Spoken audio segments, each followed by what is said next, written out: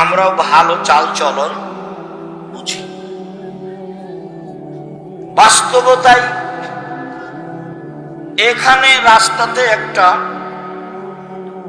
Auto দাঁড়িয়ে আছে, তো আপনি উঠেছেন, অটোতে উঠে বসে আছেন, ইতিমধ্যে একটা লোক উঠেছে, উঠতেই ছেলেটা টান দিয়েছে, তখন আপনি আরেকজন যে বসেছিল তার মুখের উপরে পড়ে গেছে। তো বসে থাকার লোকটা বলছে সমস্যা নেই, সমস্যা নেই, বসেন বসেন, সমস্যা নেই, বসেন। এটা হতে পারে। তো আমিও বসেছিলাম আর একটা অটোতে,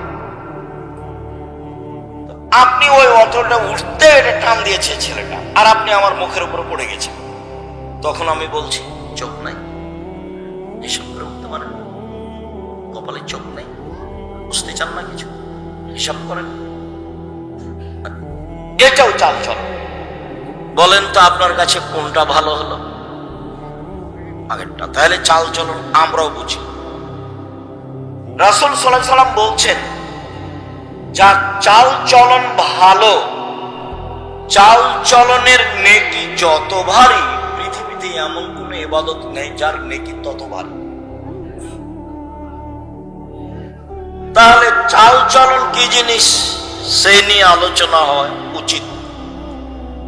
যার জন্যই আপনারা কষ্ট নেবেন না, যখন আমি কথা বলি তখন অনুরোধ জানাই এবং বলি যে চায়ের স্টলে বসে আছেন, একটু শরম হয় না, একটু লজ্জাবোধ হয় না, একটু ইতস্তবোধ হয় না?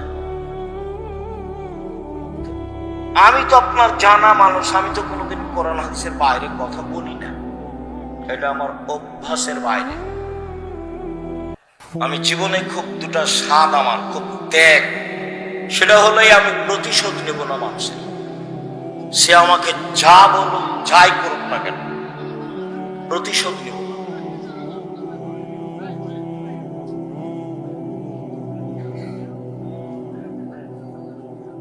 আরেকটা হলো এই, মানুষের পিছনে পড়বো না, বদনাম করব না। যদি আমাকে ও ধুয়ে ছেড়ে দেয় তবু আমি বলবো না যে আপনি আমার এভাবে বদনাম করলেন কেন, আপনি এই, আপনি সে, আপনি অমুক, এই কথা বলবেন। এটা খুব ত্যাগ। মানুষের বদনাম করবো না জীবনে, আর প্রতিশোধ নিব। যা পারবে করবে, হাইকোর্ট, জজ কোর্ট, সুপ্রিম কোর্ট, গালি মন্দ মায় যা পারবে করবে, প্রতিশোধ নেই। প্রতিশোধ নিয়ে আমি বাঁচতে রাজি নই। সম্মানিত দিনী ভাই, বলছিলাম সদাচার, দেখি সদাচার। আল্লাহ তাআলা আমাদের নবীকে বলেন, ইদফা বিল্লাতি হে আহসান ফাইদাল্লাযী বাইনাকা ওয়া বাইনাহু আদাওয়াত কান্নাহু ওয়ালিয়্যুন হামীম। মুহাম্মদ সাল্লাল্লাহু আলাইহি সাল্লাম, আপনি মানুষের সাথে যখন কথা বলবেন তখন মানুষ যা বলে আপনি তার চেয়ে সুন্দরটা বলবেন। যাই বলুন, গালি দিলে আপনার পাল্টা গালি হবে না, যদি পাল্টা গালি হয় তাহলে তো সুন্দর হবে। আপনার জীবনে আপনি একটা কাজ করুন, জীবনে কোনোদিন মানুষের প্রতি উত্তরে ওর মতো বলবেন না, তার চেয়ে ভালো ছাড়া, তার চেয়ে বেশি তো বহুদূর। ও তো আমাদের দেশের স্বভাব। আমাদের দেশের মহিলারা তো অনেক কাজ করে, গরুর নেন্দে পানি দেয়, গোয়াল শুকায়, ঢেঁকিতে ধান বাহানে, চাঁতাতে আটা পিষে, হাতের রুটি বানায়, গহির ঝাড়ু দেয়, গোবর বাহিরে নিয়ে যায়, নোন্দা বানায়। এত কিছু করার পরে যদি গরুর নেন্দে পানি না দেয় তাহলে স্বামী ধরে ওকে মারতে যায়। যে এত কিছু করেছে তার স্ত্রী, তার একটু শুকরিয়া আদায় নেই। এ শুকরিয়া আদায়ই বুঝে না, এর জীবনটাই পশু প্রাণীর মতো। প্রত্যেকটা মহিলা মানুষ দেশের গতিতে এত কাজ করে। আরবি উর্দু ভাষী মহিলা হলো তো আপনার এগুলো কোনো কাজই করতো না, কাপড় ধুইতে বললে বলতো আমি কি তোমার দাসী নাকি? কাপড় ধুইতে বলো মানে আমি কি কাজ করতে এসেছি তোমার? তো সাধারণত সদাচরণ দিতে হবে। আচ্ছা যাক, ভালো করেছে, জাযাকাল্লাহ, অনেক কাজ করেছো, তুমি ভালো করেছো, তোমার শুকরিয়া আদায় করি। তারপরে ও রুটি বানালছো, আবার দিয়ে পাঠিয়েছ, অনেক কিছু, এগুলো সব ছিল। মানে জীবনটা সদাচরণের সাথে জড়িত না। ইদফা বিল্লাতি হি আহসান, আপনি উত্তর দিবেন প্রতিপক্ষ যা দিয়েছে তার চেয়ে ভালো। সারা পৃথিবীর মানুষকে এই আদেশ জরুরি ভাবে মেনে নিতে হবে যে আমার প্রতিপক্ষ যা বলেছে আমারটা তার চেয়ে কি হতে হবে? ভালো হতেই হবে। তাহলে কি হবে? আপনার মাঝে আর তার মাঝে, আমাদের নবীকে আল্লাহ বলছেন, তাহলে আপনার মাঝে আর তার মাঝে যে শত্রুতা রয়েছে তা অন্তরঙ্গ বন্ধুতে পরিণত হবে।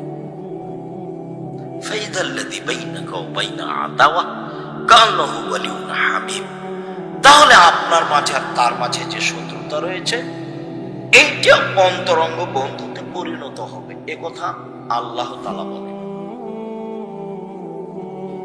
আল্লাহ তাআলা বলেন ওয়াজাদিলহুম বিল্লাতি হি আহসান। মুহাম্মদ সাল্লাল্লাহু আলাইহি সাল্লাম তর্ক বিতর্কে, বাক বিতণ্ডে, মুখামুখি যখন পরিস্থিতি, তখন প্রতিপক্ষ যা বলেছে আপনি তার চেয়ে সুন্দর বলবেন, তার চেয়ে উত্তম বলবেন। যখন মুখামুখি কথা, ওয়াজাদিলহুম বিল্লাতি হি আহসান, মুখামুখি কথা, ও যা বলেছে তার চেয়ে উত্তম বলবেন। এটা আদেশ, মানে এ আদেশ আমার উপরে, এ আদেশ আপনার উপরে। সদাচরণ, যে যেখানে আছেন আমার দিনী বোনেরা, ভাইরা, কাউকে কষ্ট না দিয়ে, দাঁড়িয়ে হোক বসে হোক, কষ্ট হলেও ভদ্রতা বজায় রেখে স্থির চুপচাপ থাকার চেষ্টা করুন। আমি আপনার জন্য এসেছি, আপনার কিছু না কিছু উপকার করবে। আর আমি কোনো স্বার্থ নিয়ে আসিনি, আমার কোনো নির্বাচন নেই, আমি শুধু আপনার জন্য এসেছি। আপনি আমার দিনী বোন, আপনি আল্লাহ রাসূলের পদ্ধতিতে থাকবেন, এটা আমার ঐকান্তিক কামনা। মরা পর্যন্ত পৃথিবী, মরলেই শেষ। তো অল্প দিন বাঁচতে এসে জায়ের সাথে ঝগড়া করে, ননদের সাথে ঝগড়া করে, শাশুড়ির সাথে তর্ক বিতর্ক করে, প্রতিবেশীর সাথে 5টা কথা বলে বাঁচতে রাজি, মুখ বন্ধ করে বাঁচতে চাই। একদা আল্লাহ রাসূল বলছেন সাল্লাল্লাহু আলাইহি ওয়াসাল্লাম, সঙ্গী সাথে বলতে পারো মাইকুবুন নাসার নারা, মানুষকে পিছন দিক থেকে ধাক্কা মারে জাহান্নামে নিক্ষেপ করে কি, তাকে বলতে পারো? সঙ্গী সাথে বলতে পারো মানুষকে পিছন থেকে ধাক্কা মেরে জাহান্নামে ফেলে দেয় কি জিনিস, এটা কি বলতে পারো? বলতে বলতে ফাঁক হাজালাইছে না, চট করে জিহ্বাটা ধরে নিয়ে বলছেন এই যে জিহ্বা, এই যে জিহ্বা, জিহ্বা মানুষকে পিছন দিক থেকে ধাক্কা মেরে জাহান্নামে নিক্ষেপ করে। মানে মুখ কন্ট্রোল নেই, দোকানে বসে আড্ডা পিটছেন, অথচ বহুদিন বলেছি, গতবার বলে গেছি যে 4টা জিনিস জরুরি। 1 5 ওয়াক্ত সালাত পড়তেই হবে, 2 হালাল রুজি, 3 কোরআন তেলাওয়াত, 4 আড্ডা পিটা চিরদিনের জন্য হারাম। আড্ডা পিটা কি? এই যে দোকানে বসে 4 জন 5 জন গল্প করছে, চা খাচ্ছে, ল্যাংটা বেটি ছেলে নাচছে আর মানুষের বদনাম চলছে, এর নাম আড্ডা পিটা। আর একটা আড্ডা পিটা কি? যে বড় মোবাইল নেই, তুমি ল্যাংটা বেটি ছেলে দেখছো, তোমার বোন ওই ঘরে দেখে, তুমি এই ঘরে দেখো, তোমার বাপ ওই ঘরে দেখে, তোমার মা ওই ঘরে দেখে, গোটা বাড়িটা চেনাই শয়লা অন্য, এর নাম আড্ডা পিটা। আল্লাহ রাসূল বলছেন আমার জীবনে বড় ভয়, আমার উম্মত গোপন পাপে লিপ্ত হবে, এটাই আমার ভয়। পৃথিবীর মানুষ, আমি মুহাম্মদ সাল্লাল্লাহু আলাইহি সাল্লাম আমার উম্মতের জাতির উদ্দেশ্যে বলে গেলাম, আমার জীবনে বড় ভয়, আমার উম্মত গোপন পাপে লিপ্ত হবে, এটাই আমার ভয়। পৃথিবীর মানুষ মনে রেখো, আমার উম্মত গোপন পাপে লিপ্ত হবে, এটাই আমার ভয়। সদাচার। আল্লাহ তাআলা বলেন, ফাবিমা রাহমাতিন মিনাল্লাহ লিনতা লাহুম ওয়ালাউ কুনতা ফাদ্দান গালিযাল কলব লানফাযু মিন হাওলিক। মুহাম্মদ সাল্লাল্লাহু আলাইহি সাল্লাম আল্লাহর পক্ষ থেকে বড় দয়া যে আপনি নম্র আচরণের হয়েছেন, এটা আল্লাহর দয়া যে আপনি ভদ্র, আপনি নম্র, আপনি কর্কশ নন, আপনি মানুষকে গালি দেন না, মানুষের উপর আপনি ক্ষেপে উঠেন না, ওকে মারে আগে দেখে নেবো পরে কি এইরকম স্বভাব আপনার নয়, এটা আল্লাহর দয়া। তো যার এরকম স্বভাব নয় তার উপরে আল্লাহর দয়া নেই। যার এরকম স্বভাব নয়, যে সব সময় দাপট দেখিয়ে চলে, দলীয় দাপট, বংশের দাপট, অর্থের দাপট, তোর স্বভাব ভালো নয়, ওর সাথে আল্লাহ নেই। ওয়ালাউ কুনতা ফাদ্দান গালিজাল কলব লানফাযু মিন হাওলিক। আপনি যদি কর্কশ আচরণের হতেন, আপনার ভিতরে যদি ভালো চালচলন সদাচরণ না থাকতো, মানুষ সরে যেত, আপনার সাথে থাকতো না। লাঠি দেখিয়ে বেশি দিন টিকা যায় না, আর জুলুম দিয়ে টিকা যায় না। জুলুম একদিন শেষ হয়, তবে যার যত বড় জুলুম হবে তার সময় তত কম, যখন তাকে ধ্বংস করা হবে। অল্প সময় ফেরাউন ডুবে গেছে মাত্র, আর আপনাদের নেত্রীর সময় ছিল মাত্র 45 মিনিট। জুলুম করে বাঁচতে চাইবেন না কোনোদিন, জোর করে জমি দখল করে, জোর করে মানুষের সাথে কথা বলে, ক্ষমতা দেখিয়ে, দাপট দেখিয়ে, মামলাবাজি করে জীবিকা নির্বাহ করে কোনো লাভ নেই। শ্বাস বন্ধ হলে শেষ। সম্মানিত দিনী ভাই, এইবার আল্লাহ তাআলা আমাদের নবীকে বলছেন, শোনেন, যা হলো হলো, এক ফাফু আনহুম, মানুষকে মাফ করে। গালি দিয়েছে, নিন্দা করেছে, মাফ করে। 2, ওয়াস্তাগফির লাহুম, ওরা যে আপনাকে গালি দিয়ে পাপ করেছে, এখন আপনি আল্লাহকে বলেন, আল্লাহ ওকে ক্ষমা করো, আল্লাহ ওদের ক্ষমা করো। বলতে পারবেন প্রতিবেশী গালি দিয়েছে যে, এখন বলতে হবে আপনাকে যে ভাইজান আপনি তো গালি দিয়েছেন আমাকে কাল, খুব এতে আপনার পাপ হয়েছে, আমি আল্লাহর কাছে ক্ষমা চাচ্ছি। রক্ত না বাণী, রক্ত না পুজ, চাঁপাইনবাবগঞ্জ বাড়ি। আব্দুল রাজ্জাক সাহেব এ কথা বলে কি আমাদের নিন্দা করতে চাইলেন? না, আমি নিন্দা করিনি, তবে আমি স্বভাব জানি। কেন জানি? আমাদের এলাকা আবার ওই জমি চাষ করে, তো আয় ছিল না, এখন মনে হয় একটু আছে। তো আমি ধান বোনার সময় তো মারামারি ঝগড়া দেখেছি, ধান কাটার সময় তো ঝগড়া দেখেছি, আর গ্রামে দেখেছি আল্লাহর হস্তে 2 ভাই যে ঝগড়া করছে। এক পর্যায়ে জিনিস ভাগ করতে লাগলো, তো ঢেঁকিটা কেটে ভাগ করে নিল। এটা আমার চোখের সামনের ঘটনা। তারপর বলছে যে আমি তো এখানে থাকবো না, বরিন্দে চলে যাব, তো এমন লোককে দিয়ে যাব জমি যে তোকে গুতাইতে পারবে। এটা ভাই একটা ভাইকে বলছে। এই ছেলে, ওই যে পিছনে গিয়ে হাঁটছে, কথা বলছো, দেখো তোমরা যারা দায়িত্ব পালন করছো, কি দায়িত্ব পালন করছো? পাহারা দাও। আজকে বক্তব্য শুনিও, চতুর্দিকে পাহারা দাও। বোকামির পরিচয় দিচ্ছে যারা, তাদেরকে বসতে অনুরোধ করো, অন্যথায় চলে যেতে বলো। বিশ্বাস করো, আমি তাফসীর মাহফিল করতে আসিনি। বিশ্বাস করো, আমি তোমাকে কিছু চাইবো তোমার কাছে, এই জন্য আমি আসি, আর আমি এটা করি না। আমি আপনার বাড়ির মানুষ, আমি দূরের মানুষ নই। আমি দিন রাত আপনাকে বলেছি যে আপনি আমার খুব কাছের মানুষ। ধর্মের ব্যাপারে আপনার আমি সহযোগিতা করতে পারবো, সঠিক ইনশাআল্লাহ। জাতির যদি রাস্তাঘাট করে দিতে না পারি, জাতির যদি স্কুল কলেজ করে দিতে না পারি, জাতিকে চূড়ান্ত সঠিক ধর্ম দিতে পারবো ইনশাআল্লাহ। ধর্মের ব্যাপারে ফাঁকি দিয়ে আমি পরকাল হারাতে রাজি। ধর্মের ব্যাপারে 100 সঠিক নিয়ে আপনার পাশে আমি দাঁড়াতে চাই। তবে আমি মানুষ, কোন জায়গাতে ত্রুটি ধরা পড়তেও পারে। আমি মানুষের বাইরে নই, তবে আমি তদন্ত করি খুব বেশি। আমার জীবনটাই হচ্ছে ফতোয়া লেখা এবং ফতোয়া দেখা। আমার সামনে বড় বড় বিদ্বান বসে থাকেন, যারা ইন্ডিয়া থেকে এসেছেন, যারা বহির্বিশ্ব থেকে এসেছেন ফতোয়া বিভাগে। আপনাকে তো আমি জামিয়া সালাফে বোঝাতে পারি না।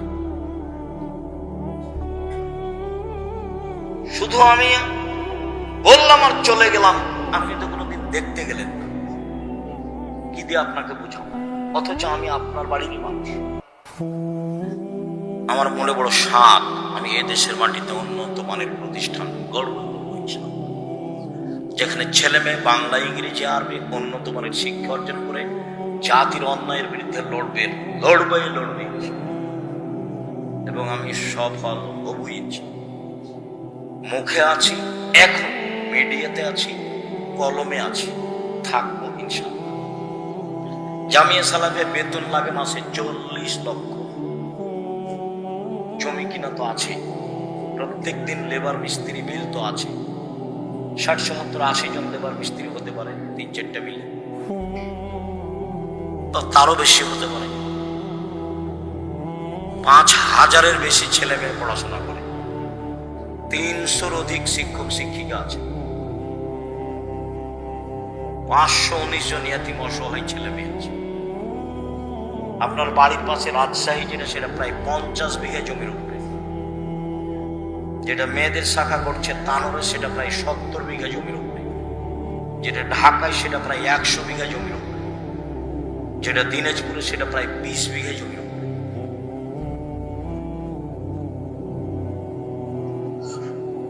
চট্টগ্রাম, বরিশাল পরিমাণে কম। আপনাকে আমি ফাঁকি দিতে আসিনি, এই জন্য আমি আপনার পাশে থাকতে চাই, অন্তত ধর্মের ব্যাপারে। আমার দিনী বোনদেরকে বলি, যারা বিদ্বেষী ভাব হয়ে আসেনি তারা ভুল করেছে, যারা পিছনে কিছু বলে তারা ভুল করছে।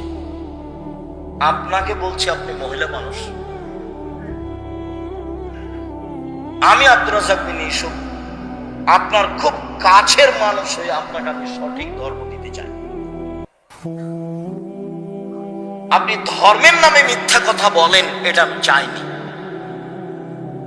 আপনি নামাজ শিখাবেন মিথ্যা কথা দিয়ে, এটা আমি চাইনি। একটা মহিলা পুরুষ মারা গেছে, তার ওযু গোসল দিবেন রাসূলের নীতি ছাড়াই, এটা আমি চাইনি। আমি যেটুকু জানি তাতে আপনি একটা মরা মানুষকে নিয়ে যা করেন তার সব করা 60% কথা রাসূলের সাথে মিল নেই। সেটা লাভ কি হবে? তা আমাদের দেশের লোক তো লাশকে চিৎ করে রাখে। তা আমি বলেছি জায়েজ নয়, প্রমাণ করেন দেখি। আমি তো বলেছি ডান কাতে রাখতে হবে গোটাটাই, হাত পাশে রাখতে হবে, হাত বুকের উপরে নয়।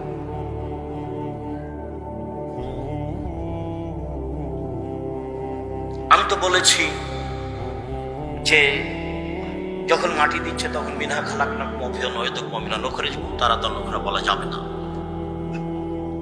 আমি তো বলেছি মাটি শেষ সবাই মিলে হাত তুলে দোয়া করা যাবে না। আমি তো বলেছি তাকে গোসলের সময় নখ কাটা যাবে না, পরিষ্কার পরিচ্ছন্নতা যাওয়া যাবে না, শ্বাস বন্ধ হয়ে গেছে সব বিধান বাতিল, পেট চেপে পেশাব পায়খানা বের করতে হবে না, ওযু দিয়ে গোসল দিতে হবে। এক মমর্ষকে লক্ষ্য করে 241টা বিধান আছে। দেখেন না, আব্দুল্লাহর মায়ের একটা বই লেখা আছে, মমর্ষ হতে কবর পর্যন্ত। বইয়ের নাম কি? মমর্ষ হতে কবর পর্যন্ত। খোঁজ নিয়ে দেখেন। আমি চেয়েছি সঠিকভাবে আপনার সামনে মুখে আসতে, আমি চেয়েছি কলমে আসতে, আমি চেয়েছি মিডিয়ায় আসতে। এটা আমার জন্মভূমি, আমার দাবি। আমার জন্মভূমির নারী পুরুষ আমার সাথে পরামর্শ করে ধর্ম পালন। আমার দাবির সাথে যদি কেউ খেয়ানত করে থাকে সেটাতে ভুল করছে, তার ও আমাকে পরামর্শ দিতে পারে। তার যদি পরামর্শে দেখা যায় যে আমারটা ভুল আছে, আমি ছেড়ে দিতে বাধ্য থাকি। ধর্ম আমার পৈতৃক সম্পত্তি নয়। প্রথমে যখন দিন প্রচার করি তখন ইল্লাল্লাহ আত্মাহত বলার সময় বলতাম ইল্লাল্লাহ, একবার উঠাতাম। জাল হাদিসও নাই, ইল্লাল্লাহর সময় হাত। এটা তো সেই জায়গির গ্রাম, যে জায়গির গ্রামের বক্ত যখন শেষ হলো তখন সামনের দিক থেকে পাথর আর ইট আসতে লাগলো। কিভাবে যে সাজা ছিল আমি বলতে পারবো। আমি তো স্যান্ডেল স্টেজে ছেড়ে দিয়ে দৌড়ালাম, একটা বাড়িতে ঢুকেছিলাম। সে কোন বাড়িতে আমার মনে নেই।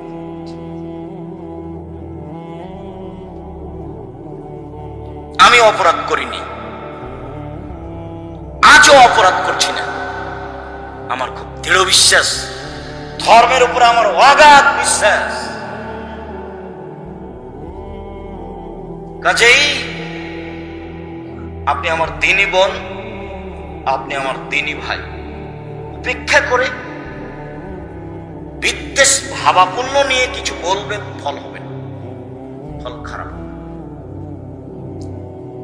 কিছু পরামর্শ দিবেন, কিছু বলবেন, সফল হব ইনশাআল্লাহ। আপনাকে নিয়েই হোক। বিবাহের শুরু থেকে নিয়ে শেষ পর্যন্ত আমার জানা অনুপাতে চাঁপাইনবাবগঞ্জের একটা কাজও যায়, একটা কাজও যায়। আমার খুব দিনের মতো মনে আছে, রমজান মৌলবী বিবাহ পড়ানোর পরে দেবীনগরে বলছে উঠো, দুই রাকাত সালাত আদায় করো, উঠো সালাম দে, দুই রাকাত সালাত আদায় করো। আমার চোখের সামনে এটা উঠে বলছে আপনাদেরকে অলিমার দাওয়াত। আরে বাবা, অলিমা তো বাসরাতে পরে। অলিমা কখন? বাসরাতের পরে। এখানে কেন? এখানে তো বিবাহ পড়ানোর পরে দোয়া আছে, বারাকাল্লাহু লাকা ওয়া আলাইকা ওয়া জামা বাইনাকুম। ওটা তো আল্লাহ রাসূল বলেছেন। আপনি খালি জোর করে ঠেলা মারলেই হবে? একে নির্বাচন, একে মিছিল, জোর করে একটা কিছু করলে হবে? নাম ধর্ম। আপনি না মানলে কি হবে? যে ধর্মে এক গ্লাস পানি পান করলে কয়টা বিধান লাগে? 5টা। খুব ভালো করে বলে রাখতে হবে। সেই বিধানের কোনো অংশ মনের ইচ্ছাই চলে না। সেই ধর্মের কোনো অংশ মনের ইচ্ছাই চলে না। আপনি মহিলা মানুষ সালাতকে নিয়ে, নামাজকে নিয়ে যত কথা বলেছেন, রাইট। কোরআন তেলাওয়াতের এই সূরা পড়লে এই হয়, আয়াত পড়লে এই হয়, বহু শব্দ। অল্প কয়েকটা জিনিস সূরা ইখলাসে থাকেন, 3 বার পড়লে 1 বার কোরআন মাজিদ পড়ার সমান নেকি হবে। আয়াতুল কুরসি পড়তে বলে, সূরা বাকারার শেষ 2 আয়াত পড়তে বলে, ঘুমানোর সময় সূরা মুলক পড়তে বলে, সাজদা পড়তে বলে। আল্লাহ নবী বলেছেন ঘুমা,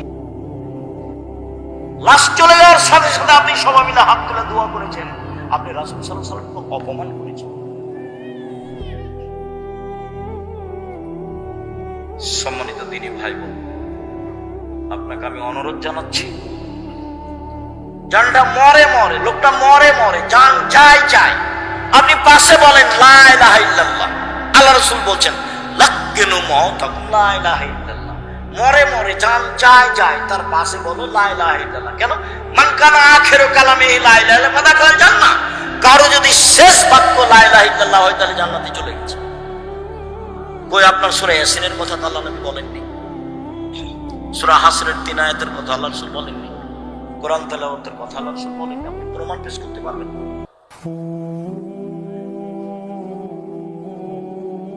সম্মানিত দিনী ভাই, সদাচরণ,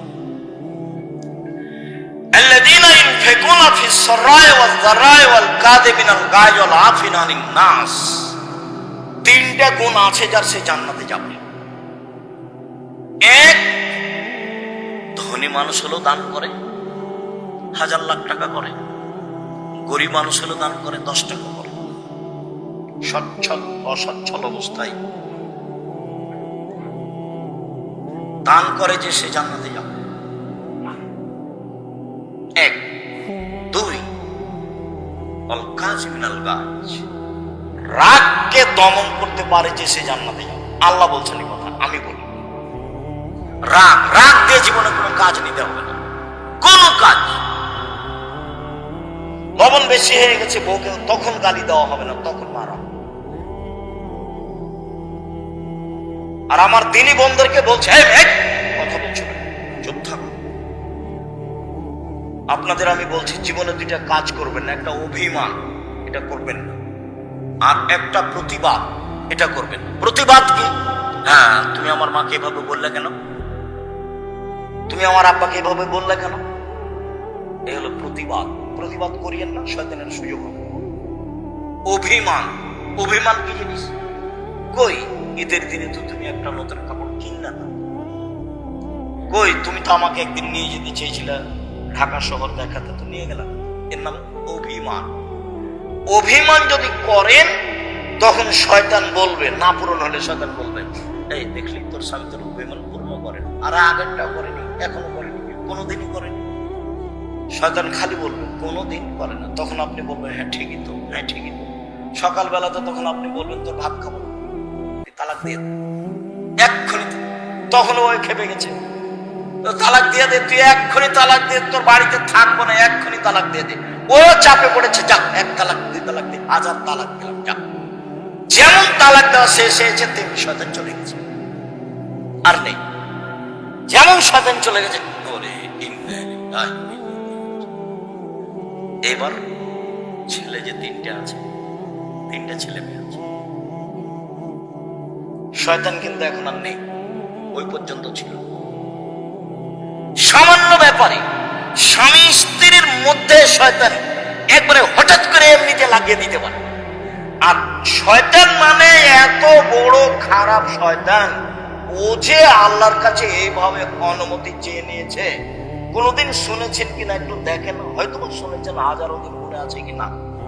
আল্লাহ বলছেন, শয়তান আদমকে সিজদা করলি না কেন? ও তো মাটির তৈরি না, আমি তো আগুনের তৈরি। ও তো নিম্নমুখী, আমি তো ঊর্ধ্বমুখী, কেমনি সিজদা করি? তখন আল্লাহ বলছেন, সরে সরে সরে, রাজ্যে বিতাড়িত, সর এখান থেকে, সর। তখনও বলছে, ঠিক আছে সরে যাব, তবে আমার একটা কথা মানতে হবে। কি? কিয়ামত পর্যন্ত বেঁচে থাকার সুযোগ দিতে হবে। তা আল্লাহ বললেন, ঠিক আছে দিলাম, একটা সময় তোমাকে দিলাম।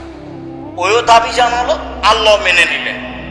এখন যেমন আল্লাহ মেনে নিয়েছেন তেমনি ও বলছে রব্বি, বলার ঢং দেখেন, রব্বি হে আমার প্রতিপালক, ওয়াইজ্জাতিকা তোমার সম্মানের কসম, লাউ বিয়ানাল ইনসানা, আমি আদমের ছেলে মেয়েকে ভুল পথে নিয়ে যাব যাব যাব, মাদামাত আরওয়াহুম ফি আজাদিহিম, তার দেহে যতদিন পর্যন্ত শ্বাস থাকবে আমি ততদিন পর্যন্ত তাকে পাপ করাবই, তাকে আমি বিপাকে ফেলবই।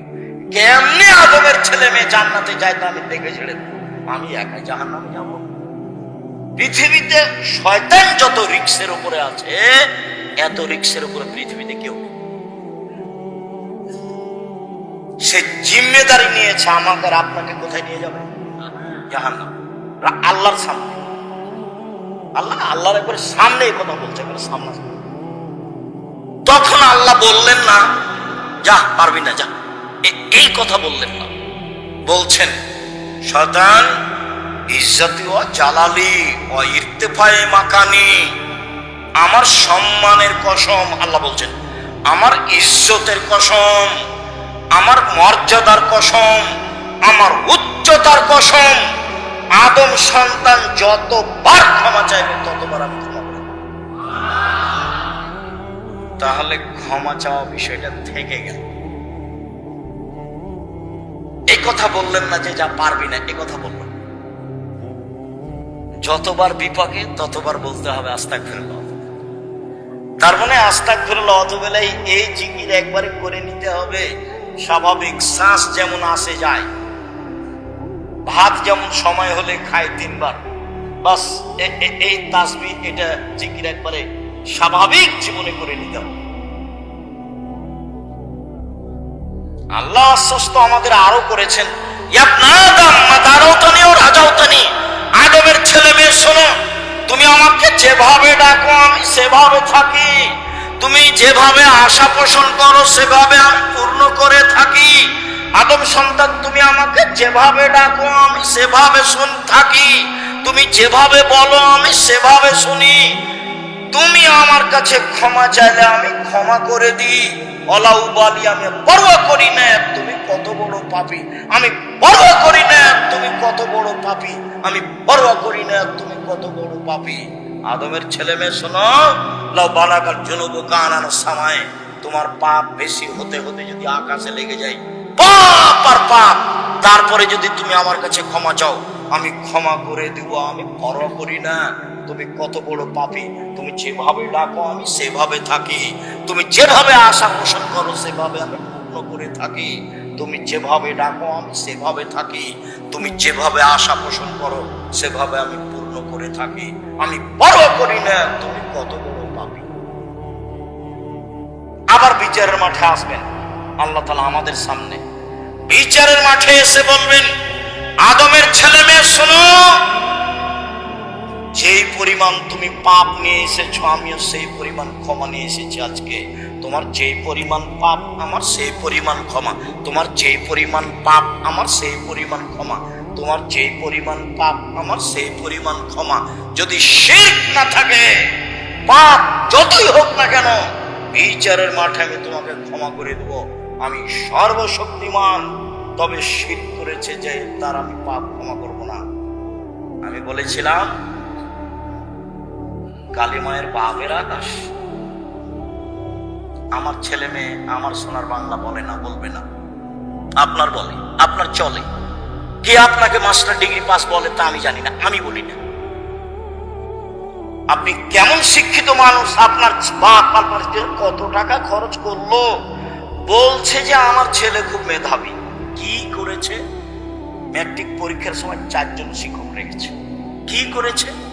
ইন্টার পাসের পরে বিশ্ববিদ্যালয়ে ভর্তি করবে সেই জন্য সাবজেক্ট প্রতি একটা করে শিক্ষক রেখেছে, তারপরে বিশ্ববিদ্যালয়ে ভর্তি হয়েছে, তারপর পড়ছে।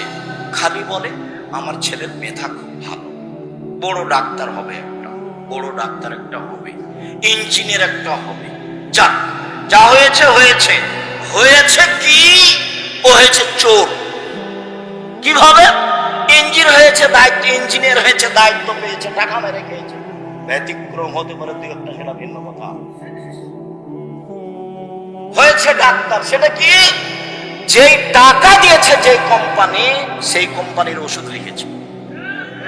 কথা বোঝাতে পারিনি তো? টাকা আমার লস না, ওর বাপের লস, ওর বাপের লস। আর যে ছেলে খুব মেধাবী বলে বিদেশে আছে, বিদেশি সরকার তো তাকে অত বড় চাকরি দিবে না, তখন ওকে সুইপার যারা তাদের নেতা করেছে, ম্যানেজার করেছে, তার বেতন 4 লাখ টাকা।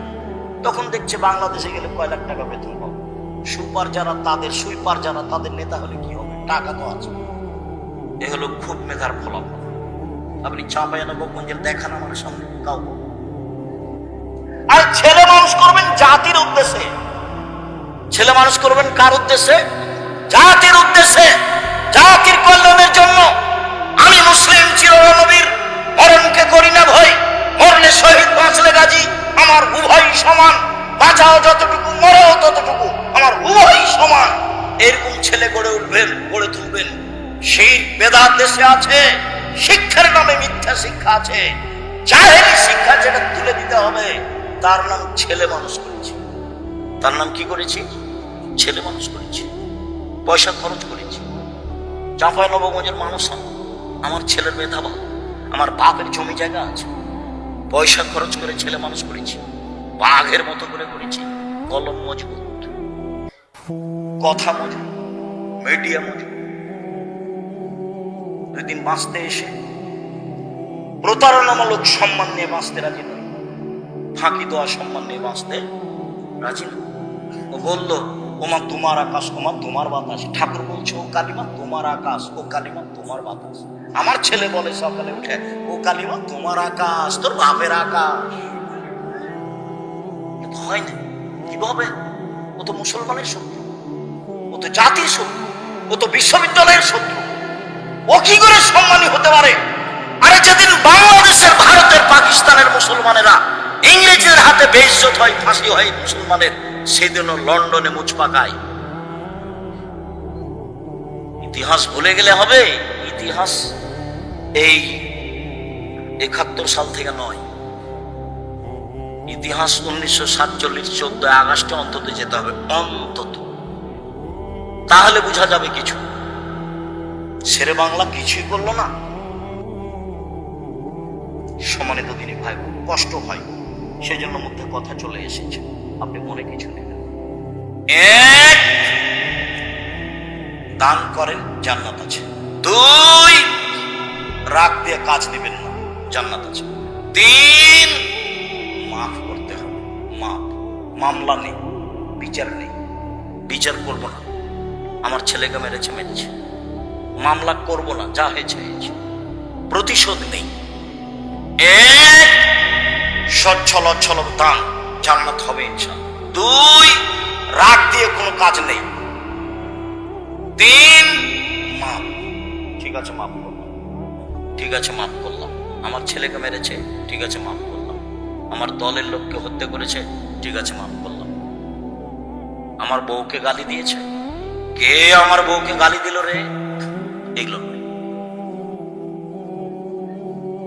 সম্মানিত দিনী ভাই, চলেন এবার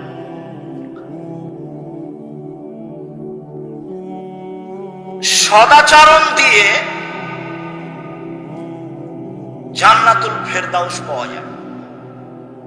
এমন কোন ইবাদত নাই পৃথিবীতে যার বিনিময় সরাসরি জান্নাত, সদাচরণ ছাড়া।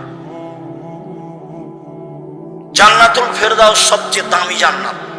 চলেন, আল্লাহ রাসূল বলেন, পৃথিবীর মানুষ শুনে রেখো, কেউ যদি তর্ক না করে, সত্য হলেও তর্ক করবে না। আব্দুর রাজ্জাক সাহেব এটা বলেছেন, আরে না এটা বলেছেন, আরে না এটা বলেছেন। আসসালামু আলাইকুম, গেলাম, আমি আপনার সাথে তর্ক করতে রাজি নই, আপনি থাকেন, আমি গেলাম। সত্য হলেও তর্ক ছেড়ে দেয় যে আমি মুহাম্মদ সাল্লাল্লাহু আলাইহি সাল্লাম তাকে জান্নাতে একটা ঘর নিয়ে দিব। দুই, তারাকাল কিসবা ওয়াইন কানা মাযহা, মজাক করে হলেও যে মিথ্যা বলে না, মজাক করেও মিথ্যা বলে না, বলে না যে আমি মুহাম্মদ সাল্লাল্লাহু আলাইহি সাল্লাম তাকে জান্নাতে একটা ঘর নিয়ে দিব। তিন, ওয়া আলাল জান্নাত লিমান হাসানা খুলুকাহু, যে তার চাল চলনকে ভালো করলো, আমি মুহাম্মদ সাল্লাল্লাহু আলাইহি সাল্লাম তাকে জান্নাতুল ফেরদাউস নিয়ে দেব। চাল চলন কি জিনিস?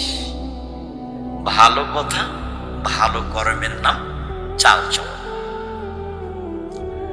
একটা বৃদ্ধ মানুষ, আমাদের চাচা আমার ভাইকে মেরেছে, তো এখনো এখানে এসেছে, আমি ছেড়ে বসে আছি। আমার মনটা খুব খারাপ। আসার সাথে সাথে বলছে, যে চাচা বসেন, চাচা আপনি বসেন, উঠে গিয়ে চাচা আপনি বসেন। ভেতর কিন্তু জ্বলছে। কেন? ও আমার ভাইকে মেরেছে, একটু আগে এক থাপ্পড় দিয়ে এসেছে। আপনি ওটা প্রকাশ করতে পাবেন না, আপনি বলেন চাচা আপনি বসেন। এর নাম সদাচরণ। ভাই ভাই গন্ডগোল হয়েছে, বড় ভাইয়ের কারণে গন্ডগোল হয়েছে। ছোট ভাই বড় ভাইয়ের হাত ধরে বলবে, ভাই যা হয়েছে হয়েছে, মাফ করে দেবে। কে হাত ধরবে? ছোট ভাই। গন্ডগোল হয়েছে, যায় আরে মাস কথা হয় না, যায় কথা হয় না। আর এমনও আছে যে ওই বড় ভাইয়ের রাস্তাটা ও একটু ওইদিকে বাড়ি, এরই গলির ওপর দিয়ে যায়, তো বলছে তোকে কাঁটা দিয়ে ঘেরে দেবো, যেতে দেবো না, কাঁটা দিয়ে ঘেরে দিচ্ছে। তোবা করেন, এর নোংরা চরিত্র ভুলে যেতে হবে। প্রতিশোধ নিয়ে একদিন বাঁচতে রাজি নয়, একদিন বাঁচতে রাজি নয়। আমাকে বলছে দেবীনগরের চেয়ারম্যান, ও বেঞ্চের শেষে বসতো ছাত্র জীবন, ওকে আমি দেখতে পাচ্ছি। তো বল ছাত্র স্যার, তোমাদের গ্রামে যে রাস্তা হবে, তো তোমাদের ব্যাপারে একটু কথা ছিল রাস্তাটা। তো আমি বলছি যে এক কাজ করবে, আমাদের জমির সামনে যখন আসবে তখন রাস্তাটা জমির ভিতরে নিয়ে চলে যাবে, আবার এভাবে নিয়ে আসবে, কোনো সমস্যা নেই। কেউ কিছু যদি বলে তাহলে বলো, আমরা বলবো না। আর যদি মনে করেন যে কারো কথাই করব, তো এন্তাজ মেম্বার যেটা বলবে সেটা করিয়ে, নইলে আমাদের জমির সামনে যখন রাস্তা আসবে তখন আমাদের জমির ভিতরে চলে যাবো, এইভাবে আবার ঘুরে আসবে। আমার কথা বুঝতে পারছেন না? কেউ কিছু বলবে না, তাহলে আপনারা আসবেন না? না, ওইরকম বৈঠক আমরা চাই না।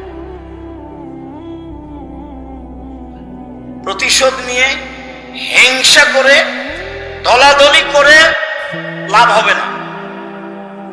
আপনাকে দল মুক্ত হতেই হবে, সংগঠন মুক্ত হতেই হবে, একবারে জেহেন খালি রাখতে হবে, ফ্রি। তাছাড়া আপনি একজনকে ভালোবাসবেন, একজনকে খারাপ বাসবেন, টিকতে পারবেন। এখানে যারা বসবাস করছি, দলীয় ভাবে একজন আর একজনকে কত খারাপ বাসে। এদিকে দেখেন, 1 মিনিট, 2টা মেয়ে একসাথে জন্ম নিয়েছে, দেখতে সুন্দরী, তারা মেধাও ভালো, তাদের চাল চলনও ভালো। তো কিছুদিন পরে বড় হয়েছে, তো একজনের বিবাহ হয়েছে এই দলের সাথে, একজনের বিবাহ হয়েছে এই দলের সাথে। তারা এখন আর কথা বলেন, তারা এখন আর কথা বলেন। কয়েকদিন আগে কিন্তু একজনকে ছেড়ে আর একজন থাকতো না, কথায় কথা বলতো, আম্মা ও কই, আম্মা ও কই, ও বলতো আম্মা ও কই, একজন আর একজন ছেড়ে থাকতো। এটা রোগ, এটা ব্যাধি। এখান থেকে আপনাকে মুক্ত হতে হবে। মানুষকে ভালো ভাসতে হবে, প্রতিবেশীর সাথে ভালো আচরণ করতে হবে, টিকা যাবে না। সম্মানিত দিনী ভাই বোন, সদাচরণ দিয়ে সবচেয়ে দামি জান্নাত পাওয়া যায়। আবু মুসা আশআরী রাদিয়াল্লাহু তাআলা আনহু বলেন, রাসূল সাল্লাল্লাহু আলাইহি সাল্লাম বলেছেন, ইন্না ফিল জান্নাতি গুরাব ইউরা যাহিরুহা মিন বাতিনিহা ওয়া বাতিনুহা মিন যাহিরিহা। জান্নাতে কতগুলি দামি দামি ঘর আছে, উন্নত মানের পদার্থ দিয়ে তৈরি, যার ভিতর থেকে বাহির দেখা যায়, বাহির থেকে ভিতর দেখা যায়। সাহাবীগণ বললেন, আল্লাহর নবী, এত দামি ঘর কে পাবে? তখন আল্লাহ রাসূল বললেন, লেমান আলানাল কালামা, যার স্বভাব ভালো, আচরণ ভালো, সে পাবে।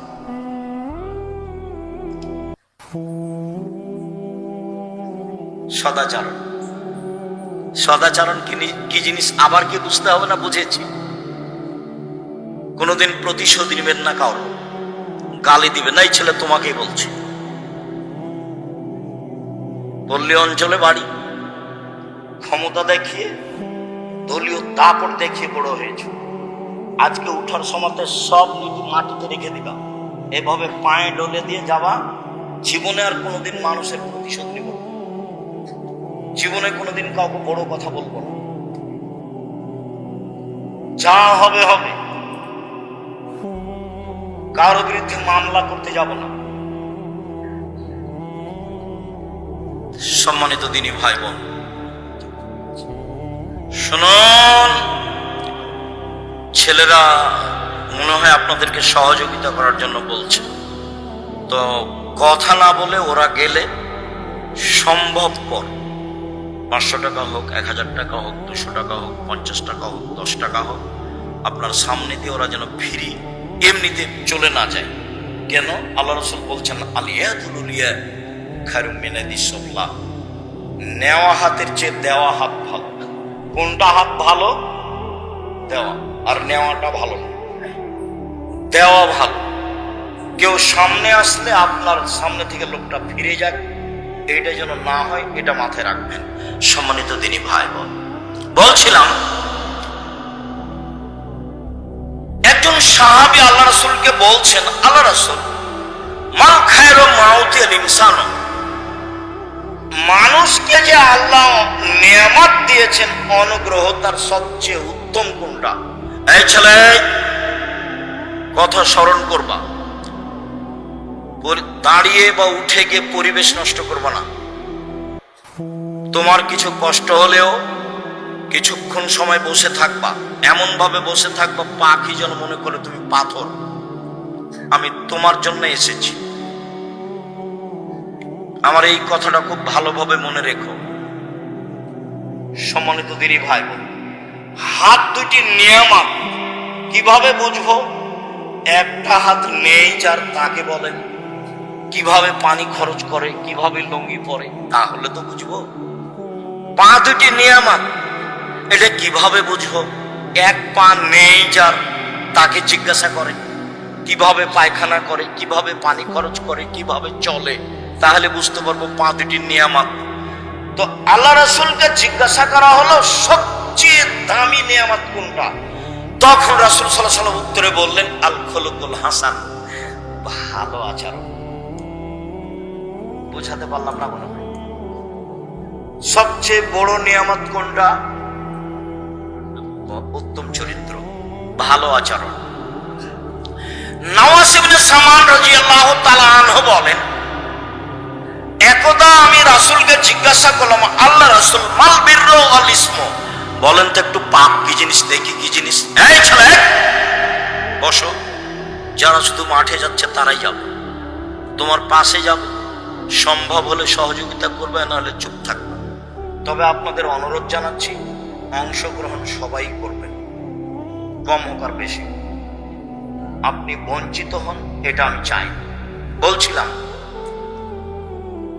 আল্লাহ রাসূল বলেন তো পাপ কি জিনিস আর নেকি কি জিনিস? প্রশ্ন মনে থাকবে? একজন সাহাবী বলছেন, কাকে বলছেন? আল্লাহ রাসূল সাল্লাল্লাহু আলাইহি ওয়াসাল্লাম। এখন আল্লাহ রাসূল বলছেন আল বিররু হুসনুল খুলুক, নেকি হলো সদাচার। কেন বলবেন যে নেকি হলো তাহাজ্জুদ? নেকি হলো কি? তাহাজ্জুদ, এই কথা বলবেন। নেকি হলো হজ, নেকি হলো কোরআন তেলাওয়াত। এ না বলে উত্তরে কি বললেন? নেকি হলো সদাচার। মনে রাখতে হবে, আপনি আমার দিনী বোন, ভাবির কাছে প্রতিশোধ নেবেন না, ভাবির সাথে কাজে থাকবেন। যদি ভাবির সাথে কাজে না থাকেন, যা পারে তা করুক না। তা আপনি যখন শ্বশুর বাড়ি যাবেন তখন আপনার ননদেরা সাথে থাকবেন। কাজেই ভাবির সাথে কাজে থাকবেন। চাচি, নানি, দাদা, দাদি, খালা, ফুফু যারা আছে, কোন মহিলার সামনে জোর করে মুখ খুলবেন। ঝগড়া তো বহু দূরের কথা। গ্রামের মহিলারা যখন ঝগড়া লাগে তখন সবচেয়ে জয়ী কে? যে সবচেয়ে বেফাস কথা বলতে। যখন ঝগড়া থেমে যায় তখন বলেছি, মনটা ঠান্ডা করে বলেছি। তো এটার ফল কি হয়েছে? এটার ফল ওর সিম গাছটা কি ফিরে এসেছে? সিম গাছটা কেটে দিয়েছে ছাগলে, সেই জন্য ঝগড়া। তো এত কিছু বললো, তারপর কি সিম গাছ ফিরে এসেছে? আসেনি তো। আপনার চাল চলনটা মনে থাকলো, মানুষের কাছে থেকে গেল। দেখছেন হয়তোবা 2002 সালের ঘটনা, জায়গির গ্রামের, কতদিন পরে আমি দিনের মতো আমার মনে আছে। দিনের মতো কিভাবে আমি স্টেজ থেকে নেমেছি, কিভাবে আমি যাচ্ছি, কিভাবে ঢেলগুলো ইটগুলো আসছে, সেটা আমি দেখতে পাচ্ছি। মানুষের চাল চলন মানুষের সাথে থেকে যায়। এই কথার অর্থ এই নয় যে এটা বলে আমি আপনাকে খাটো করছি, এটা নিয়ে আমি মাথা ব্যথা নেই। তবে আমি আমার দৃঢ় বিশ্বাস, সেদিন আমি কোনো ভুল কথার কারণে এই ঘটনা ঘটেছে এটা আমি বলিনি, কোনো দিন নয়। মানুষ ভুলের ঊর্ধ্বে নয়, সেটা ভিন্ন কথা। সম্মানিত দিনী ভাই বোন, সদাচরণ এক অবাক আচরণ, একটাতে দুইটা নেকি হয়, দুইটা বড় বড় নেকি। আয়েশা রাদিয়াল্লাহু তাআলা আনহা বলেন, ইন্নামাল মুমিন ইয়াজতু বিহুসনি খুলুকিহি দারাজাতান সাইমুল কায়েম। তাহাজ্জুদ পড়লে যত নেকি হয়, সদাচরণে তত নেকি হয়। নিয়মিত নফল রোজা থাকলে যত নেকি হয়, সদাচরণে তত নেকি হয়। এই ছেলে, সদাচরণে কয়টা বড় বড় নেকি হয়? দুইটা, পরে আসছে তিনটা। এক, নিয়মিত তাহাজ্জুদ পড়লে যত নেকি হয়, সদাচরণে তত নেকি হয়। দুই, নিয়মিত নফল সিয়াম রোজা থাকলে। আগামীকাল সিয়াম থাকবেন না, রোজা থাকবেন না? চুপ হয়ে গেলেন যে ভাইজান, চুপ হয়ে গেলেন। বৃহস্পতিবার অভ্যাসী হন, মরলে শ্বাস বন্ধ, কেউ আপনার সাথ দেবে না, আপনি ভুল বুঝিয়েন না। আল্লাহ নবী বৃহস্পতিবার সোমবার সিয়াম থাকতেন, কেন বলেন তো? রিপোর্টটা সিয়াম অবস্থায় দেখানোর জন্য। দেখো দেখো আমার রিপোর্ট দেখো, আমি সিয়াম আছি, এই নাও রিপোর্ট দেখো। তা আমি আপনি পারি না কেন? আমার দিনী বোনেরা যারা, আপনারাও চেষ্টা করেন বৃহস্পতিবার সোমবার সিয়াম থাকেন, সদাচরণের অধিকারী হন, নিয়মিত তাহাজ্জুদ পড়ে যত নেকি হয়, নিয়মিত নফল সিয়াম রোজা থেকে যত নেকি হয়, দুটা মিলে যত নেকি হয়, মায়ের সাথে, চাচির সাথে, খালা ফুপুর সাথে, প্রতিবেশী মহিলার সাথে ভালো আচরণ করলে তত নেকি হয়। এবার তিনটে, রাসূল সাল্লাল্লাহু আলাইহি ওয়াসাল্লাম বলেন, আস-সাইয়াল আলাইহিল মালাল মাসাকিন, বিধবাদের দৃষ্টি, ভালো দৃষ্টি দিলে, বিধবাদের দেখাশোনা করলে, অসহায় মানুষকে সহযোগিতা করলে, এই ভালো আচরণে একসাথে তিনটা নেকি হয়। এক, কাল মুজাহিদ, জিহাদ করে যত নেকি হয়। দুই, নিয়মিত নফল রোজা থেকে যত নেকি হয়। তিন, নিয়মিত তাহাজ্জুদ পড়ে যত নেকি হয়। তিনটা মিলে যত নেকি হয়, সদাচরণে তত নেকি হয়।